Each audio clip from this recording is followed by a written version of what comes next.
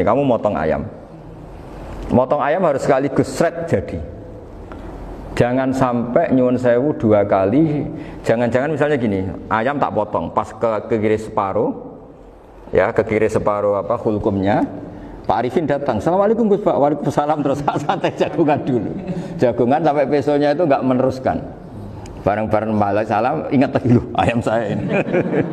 Ketika saya meneruskan ini, potensi ayam ini sudah mati atau sudah hidup yang ini masih mazhab Syafi'i loh ya. Atau sudah hidup yang sudah tidak normal. Artinya apa? Penyembelian kedua yang mengeksekusi tadi sebenarnya mengeksekusi barang mati.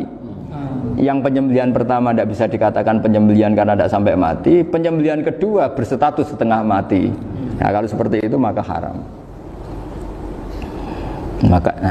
Kecuali itu dilakukan secara fauron. Fauron dicontohkan nyembelih ternyata pesunya kedul terus ngambil yang lain, tapi fauron langsung atau terjatuh ngambil langsung. Ya itu boleh karena ditoleransi. Tapi kalau kalam ajnabi kayak tadi mohon Pak Arifin, seperti Pak Arifin alhamdulillah sih. Jaminan mau rawuh dari ayamnya asem mana? Ini harus sebar. Ini orang ngawur betul. Jadi, lah itu sarah. Bicara sampai detail itu sarah. Jadi ada sekian kemungkinan. Jadi termasuk yang diandaikan apa? Nah, hayat mustaqirah itu batasnya yakunu maha ibsorun bi ikhtiyarin wa nutkun bi ikhtiyarin wa harakatun ikhtiyariyah. Hayat mustaqirah itu kalau dia betok-betok itu ya karena karepnya.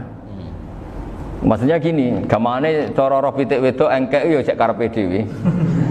Cara dia melihat peso itu karepe ya masih lari. Jadi misalnya ada ayam. Ayam kita sembelih baru luka sedikit. Belum sampai andaikan dibiarin ya mungkin suatu saat sembuh, luka. Terus melihat kamu lari ketakutan karena kamu dianggap gladiator, killer lah. Nah itu berarti punya hayat mustaqirah. Tapi sudah kalau kamu sembelih karek ngriwit, roh kowe wis ra wedi. Ya kan? Mau demo ya sudah enggak berkutik, ya dia berarti tidak punya hayat mustaqirah gitu. Ya batasannya itu Joro. Nah, dalam mazhab Syafi'i syarat sahnya penyembelihan harus hewan itu punya hayat mustaqirah. Nah ini sarah ya, jadi sarah itu lebih jelimet. Nah makanya kenapa tidak boleh nyembelih pakai yang tumpul Mas Nafis? Takutnya ayamnya itu mengalami dohtoh, atau kok ditekek. Misalnya sama nyembelih pakai peso tumpul, ini kini ketekek, takut. Kan dia misalnya ayamnya jantungan, roh peso wis seduk kan, udah gitu ketekek. Nah itu mati dulu pasti itu. Jadi pas diongok-ongok ini sudah mati. Jadi nanti kalau di akhirat, sepertinya saya sudah mati loh, ngawur.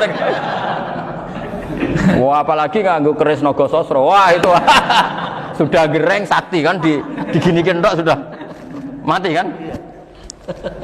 Makanya bahaya nyembelih pakai keris-keris sakti karena sebelum terpotong sudah mati saking saksinya apa? Keris itu misalnya gitu. Baru nempel. Makanya nanti suatu saat ada pertanyaan ini, boleh enggak nyembelih ayam orang yang rainya itu sangar? Wah itu haram, kena. Oh itu mesti mati dulu. Kumisen tatonan apa? Algojo. Iya kayak algojo. Ayamnya jenis apa? Stroke, jenis penakut. Pas mau disembelih tidak mati. Jadi hati-hati ya nyembelih ayam. Jadi kalau orang kampung Pak Arifin ya, orang kampung mudin kampung. Mungkin kalau orang kota sudah nyuwun sewu enggak peduli. Kalau orang kampung itu apa itu Pak Arifin? Kalau nyembelih jago itu sampai apa itu? Ilatnya dikeluarin dong. Oh iya. Apa ya? Iya karena takutnya katanya beberapa yang kaget itu kelek apa? Ketelan. Iya ketelan ya. Ya itu ya ada kearifan gitu, tapi ya terlalu ya menyiksa ayam. Tapi memang potensi katanya Pak Arif. Katanya yang ahli-ahli itu ya. Jadi kalau dia jago ya mau disembelih, saking takutnya itu. Kalau orang Jawa kalau takut kan yang ngelek idu ya. Itu orang Jawa loh ya.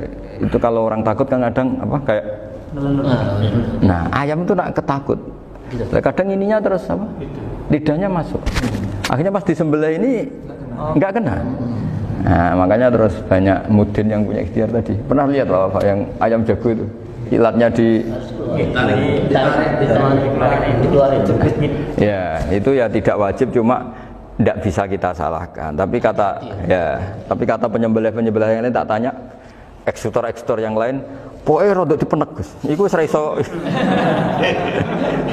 Saya belum pernah nyembelih ayam karena ini kan selain nggak profesi saya juga nggak mentolonan saya. Tapi ini beberapa keifiyah yang penting kita tahu ilmunya. Yang paling pokok itu qatul khulqum wal mari. Ya kira-kira dalan sing dienggo nafas sama dienggo makanan tadi. Ya tapi itu tadi caranya semua itu harus mengalami atau masih punya hayatun mustaqirah. Nah, takutnya dalam konteks nyembelih yang apa tadi? Saya bilang separuh tadi. Itu jamnya normal enggak, itu sudah jam 11 ini? Jam 10. Oh, jam mati almarhum itu. Itu enggak halal disembelih itu sudah maitah ya. 10.14 kan. Iya. Ya makanya saya bingung ya jam.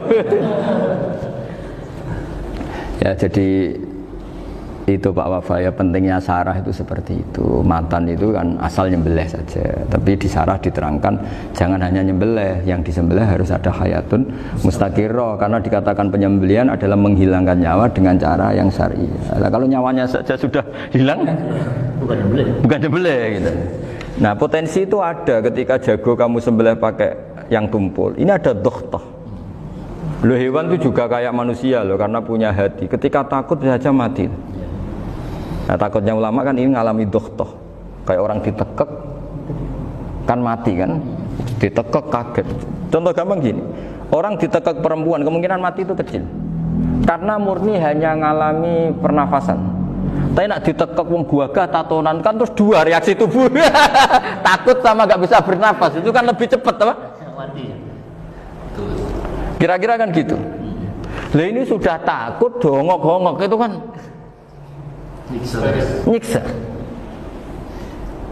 Saya sering ketemu orang yang ahli nyari ular, nyari apa. Itu ya gitu. Filosofinya sama seperti orang perang. Harus bikin takut. Iku kewan Gus nak disewentak, iku telelekan, jadi telelekan iku apa Pak Anda bicara bahasa Betawi ini itu. Orang kaget terus terpaku itu. Teorinya Khalid bin Walid kan gitu. Kalau perang supaya musuh takut. Kamu tahu kami siapa? Gertak gitu. Ayat ji'na biqaumin yuhibbunal mauta kama tuhibbunal hayat. Kita ini bawa pasukan yang mereka mencintai mati kayak kalian mencintai hidup. Pasukan kami ini wah darwis, berani modar ya wis gitu, kira-kira gitu kalau bahasa Jawa itu. Gertak mati. Berani mati. Akhirnya musuhnya kan nah, di antara syaratnya perang kan gitu, harus bikin musuh itu takut, gemeter. Nah telelekan itu gampang gitu. Telelekan itu pokoknya tadi loh Pak Arifin, kepaku tadi. Agak berkutik. Paham ya? Nah jangan-jangan ayam yang kita sembelih mau wis wedi dongok-dongok mati duluan gitu. Nah makanya terus kata musannaf kalau bisa itu wa yakunu madzukira bidafatin wahidah. Kali itu usahakan sekali jadi.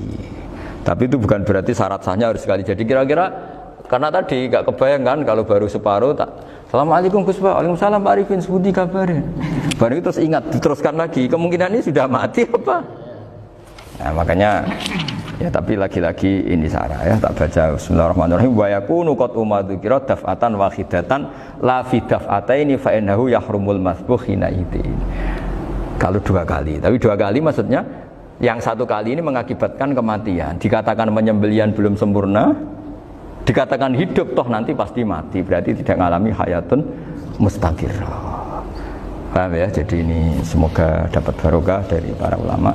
Jadi saya mohon nanti Pak Wafa, Pak Muntaha, teman-teman jangan hanya baca matan ya, pada level alim itu harus baca syarah, karena matan itu nyuwun sewu tidak cukup untuk menjawab sekian kemungkinan. Nah syarah itu sono fardul masalah ya Pak Arifin ya, mengandaikan masalah meskipun belum terjadi ya pengandaian, sehingga nanti kalau terjadi kalau militer itu apa? A, B ya? Alternatif gimana? Kalau strategi itu kan ada sekian A, B, C. Kalau A gagal B sudah siap. Oh militer. Jadi kalau masuk surga pintu satu gak bisa itu kedua lewat teras justru ini sembrono. Bagi Al-Fatihah. Bismillahirrahmanirrahim. Alhamdulillahirabbil alamin. Shiratal mustaqim shiratal ladzina an'amta 'alaihim ghairil maghdubi 'alaihim waladdallin. Pun guys, cukup baru